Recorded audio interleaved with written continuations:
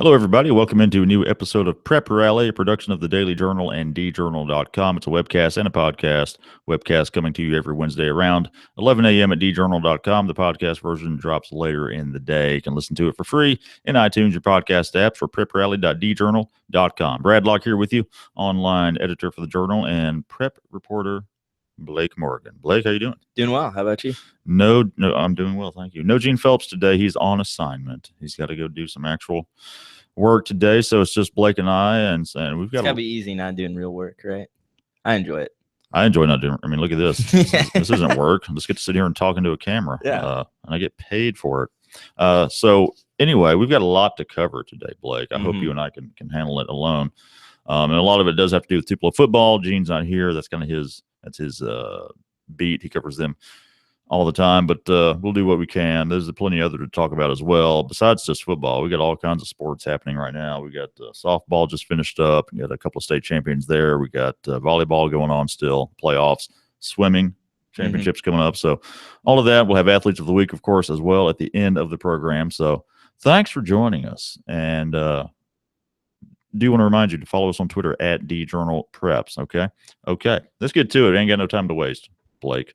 Let's do the football rewind. We do this every week during the football season, looking back at some of the key results from last weekend. Week 10 is behind us. Hard to believe. Regular season only has a week or two left, depending on what class you're in. Let's look at that Tupelo team. Went and defeated DeSoto Central 33-13 last week. Had a big run game using that Delta formation, as they call it, Blake. And this was a game where Tupelo started off kind of slow, and they've done that a couple of times this year. Had slow starts, but then in the second half, they really pick it up, and they did it behind the running game this time, Blake. And, just another win for Tupelo. They're, 9-0 now? Yeah, 9-0. So Tupelo doing awfully well. In fact, we're going to talk about this in a minute, about how they're the best team in the state. At least according to the polls, they are. Tupelo, I mean, they're undefeated. They're rolling through the division. I mean, I didn't know a lot about this team coming into the year, Blake. They had the quarterback situation was kind of up in the air. That made you think, well, they could have some struggles this year on offense. Well, obviously, they've not struggled too much. Scored 33 points against DeSoto Central, and they've got just a bunch of really good running backs. And, of course, Stephon McGlon has played well. Ray Sandrone has had to step in a little bit the last couple of weeks at quarterback. He's played pretty well. It's a Trent Hammond team that, you saw it at Amory. I mean, you didn't, but I did. I've heard things. When he was coaching there a few years ago, I mean, when it is clicking, it is hard to stop. Absolutely, right. And, it's Trent Hammond teams from, what I've watched this year and what I've been told, it's really sound defensively. They're not going to beat themselves on defense, and then they're going to find ways to put it together on offense. And this Tupelo team has the players and the athletes at running back, and they really have a good wide receiver core too. Oh, yeah. Where they make the plays, and they've done enough to win every game so far this season. Yeah, looking back at that DeSoto Central game, I was trying to look at some stats real quick. Again, they got some good running backs, and like I said, good wide receivers who sometimes will run the ball as well. Trent Hammond does like to use his receivers in the running game a good bit. Let me see here who we got. We got I'm trying to see. Williams scored twice for Tupelo. I forgot his first name now, but they get it from different guys too. I mean, it's not just one or two guys. That's what's great about this offense. You got LeBron Sedell. He had 117 yards. He had the big game running. And, just this formation that they use, they call the Delta formation, is just good old smash mouth football. Down to it, which, a lot of times at Amory, you'd see him running these sweeps with the receivers, and it might not look like smash mouth, but Trent Hammond obviously able to kind of adjust and do what he needs to with this offense. We'll talk more about Tupelo in just a minute. Pontotoc defeated Itawamba AHS 40-19, and a lot of people thought that might be a close game.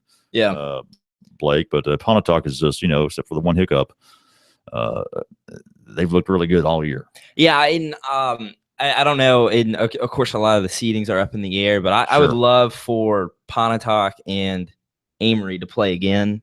I think that would be quite the matchup. And that was, of course, Pontotoc's only hiccup. And they're a team that obviously, when they're clicking on offense, they're really dangerous. Carter has had a great year, 10 for 13, 212 yards, 3 touchdowns. Can't ask for a better game than that. Efficient. And I wrote about the defense a few weeks ago because I feel like they kind of get overshadowed by how great the offense plays. Yep. But this Itawamba team, I mean, we've seen them put up 50, 60 points multiple times this year. And Pontotoc held them to 19.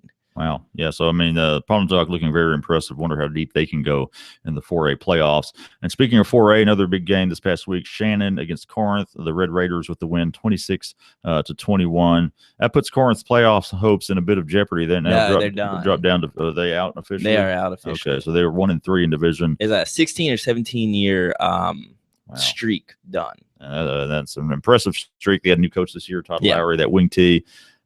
They had some good games with it. Other games, it didn't quite do. It wasn't quite as explosive. They managed just 21 points against Shannon. So they're out. Then I guess that means we've got the top 4 in Division 1 4A. It's a matter of where they're going to fall. Yeah, it's a matter of seeding. And let's see, I got some of it here, but I know Amory's number 1. Right. And it'll come down. Pontotoc, if they win this week against Shannon, they'll be number 2, and Shannon will be number 4, with Itawamba being number 3. Yeah, Pontotoc is currently 3-1, and then you've got Itawamba and Shannon both at 2-2. And I'd have to go back and look. I can't remember exactly who beat who. These teams all play each other. And there've been some. I know Corinth has lost to Shannon and Itawamba, and so that's why even if Itawamba and Shannon were to lose, they don't have the tiebreaker. Yeah, Corinth doesn't have any tiebreakers. I gotcha. So Corinth's out of the playoff picture there.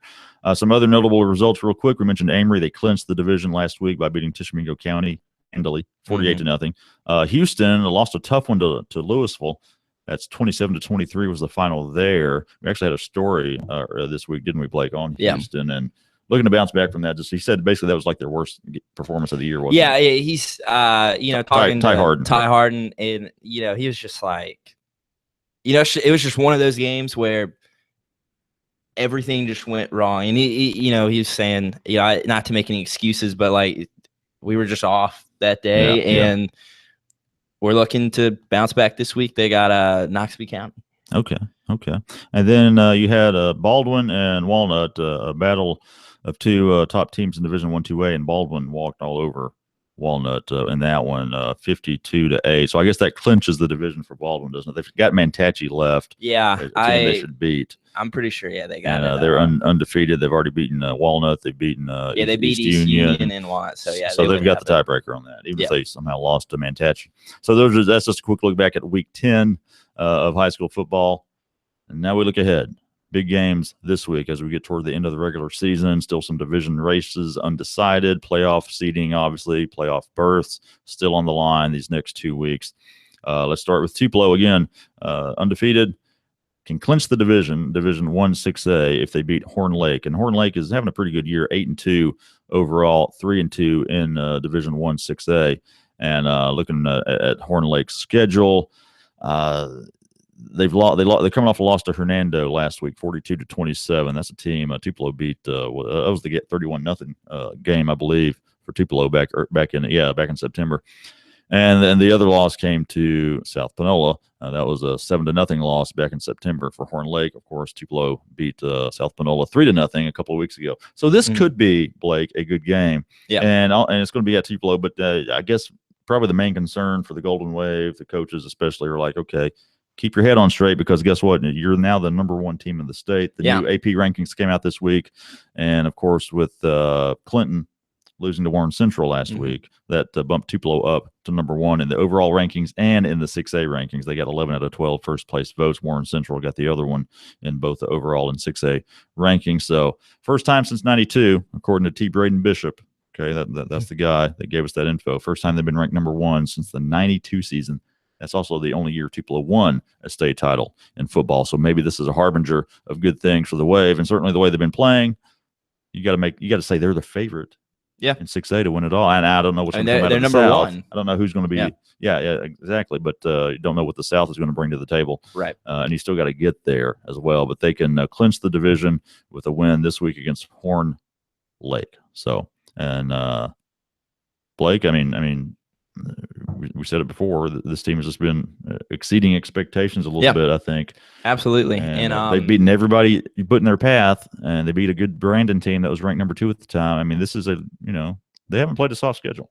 No, not at all, right? Like they don't have a lot of pushovers on the schedule, which goes to this game against Horn Lake. I was talking to Gene getting ready for the show, and he said that the defensive staff thinks Horn Lake might be the best offense that they've faced all year. Really? And Gene said, with Halloween coming up, Horn Lake's running back is Tyler Grimm.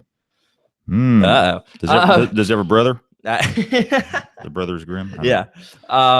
He's rushed for almost 1,200 yards and 14 touchdowns. And, I mean, Gene was saying the defensive staff at Tupelo's, I don't know about worried, but like they realize like this is a big game, and also it's the first game when you have number 1 attached to you. If you're Tupelo, exactly, something bad could happen. Now, Stephon McGlon is supposed to be back. He did not play last week.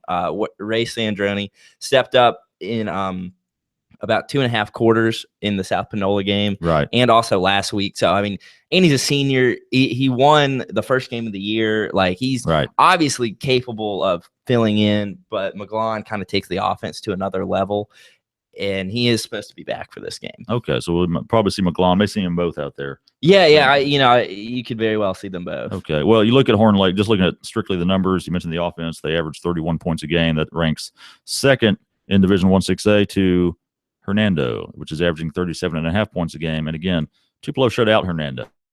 So I don't think this defense will be intimidated. No. But, if they keep playing the way they have, you'd expect Tupelo to win this one at home. Some other games to look at this week. All right, that's a lot of football I know we just touched on. Let's switch gears a little bit. Real quick, talk about some of these other sports. Softball, the slow pitch playoffs concluded last Saturday down at Ridgeland. We had 3 area teams playing for state titles, and Moorville lost, but Hamilton won the 1A title. East Webster won the 2A title. So pretty good representation there by softball. Absolutely. Yeah. And I feel bad because the one team I was covering was Moorville, and they lost. So I guess that was the bad luck.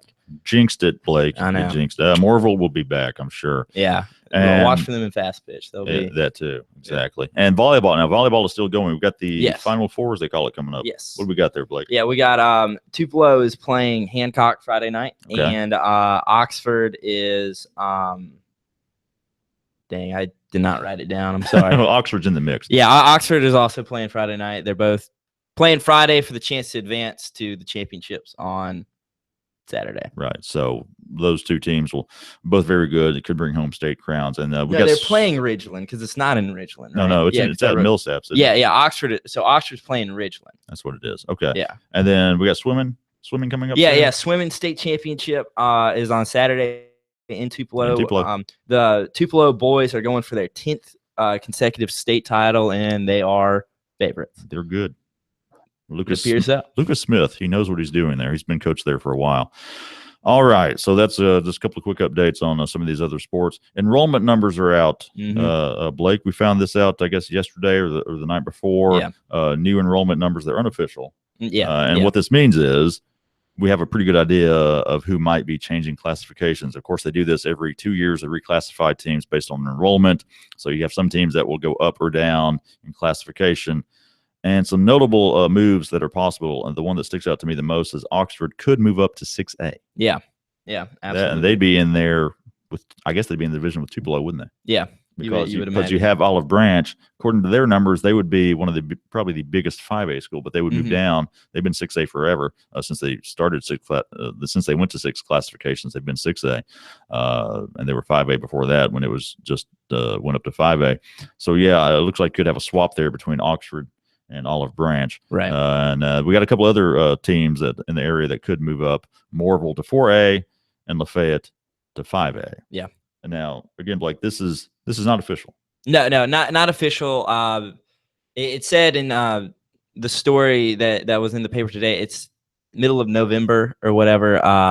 And teams still have a chance to appeal. Yeah, appeal. Yeah, the schools can appeal the numbers if there's something that maybe is off about them. Absolutely. And most schools that would do that might be school that's borderline. Yeah, like for instance, Morville is going to be the third smallest 4A school. Yeah, and that would be a big jump for them, especially in football. Big time jump, and and so the way Gene was explaining it to me, they get these numbers, but Morville could appeal, or anyone could appeal and say, well, those numbers were from whenever. Since then, we've had 10 kids drop out or transfer, and that would actually slate us in this division. Right. So they still got to figure that out. I think it's next month they'll officially, MHSAA will say, okay, here's the deal. Yeah. Here's how things are going to look for the next 2 years, starting in 27-18 school year. Two other movements for the area is Houston dropping to 3A, which they are pretty good in 4A. You would imagine they would immediately become one of the big time hitters in 3A. Certainly. And TCPS moving from independent to 1A. Yeah, because they had to drop football for one season. That meant they had to just start over again as far as getting classified. And so they've been playing independent the last few years, and they will jump back, which is 1A is where they were before. Yeah. And so they'll be in a division in a 1A starting next school year. Okay. All right, let's close out the show with Athletes of the Week. We do this every week, recognizing a male and a female athlete for their accomplishments on the field of play. Let's go with the female athlete of the week first. Lacey Holly, a first baseman for Hamilton softball. Of course, Hamilton won a state title last weekend in 1A. They beat Bogachito in a best-of-3 series in the game, and the series went all 3 games. The numbers for Lacey Holly: 10 hits over the 3-game series. 2 of those were doubles. 3 of them were home runs, I believe. 11 RBIs. Maybe I don't know, 2 home runs. I think I'm bad at math. I wrote it down, then I think I put it down wrong on here. Anyway, she did well. 11 RBIs, 7 RBIs in the first game. I believe they won the games 1 and 3. Then she had 3 RBIs in the game 2 loss, and another RBI in the clincher. And not only that, go back to the North Finals earlier in the week against Smithville. She had 6 home runs in that series. Yep. So that's a lot of production. And, slow pitch lends itself to offense, obviously, but even so, that's impressive. So congrats to Lacey Holly of Hamilton softball. The male athlete of the week. This was an easy one. Easy. As soon as we saw the numbers Friday night, we're like, okay, here's your male athlete of the week. Zay Cullens, North Pontotoc running back. He'd had some struggles early in the season. Absolutely. He padded those numbers nicely. Yeah. He's going to end up with a good number at the end of the year. He had 306 rushing yards this past Friday against Aberdeen. Aberdeen struggled, but still, that's you roll up 300 plus on somebody rushing, you've done something. Oh yeah. He scored 6 touchdowns. Again, 49-12 was the final. North Pontotoc over Aberdeen. Not only that, Zay Cullens gets it done on defense as well. He forced a fumble and had an interception. So Memphis Tiger commit right there. Yeah, Mr.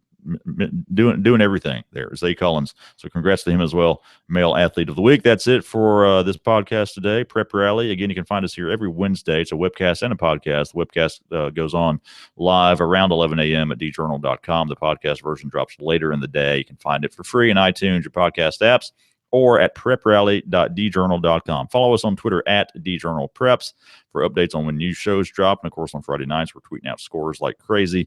You can follow Blake on Twitter at Blake Morgan DJ. I'm on Twitter at Brad Locke.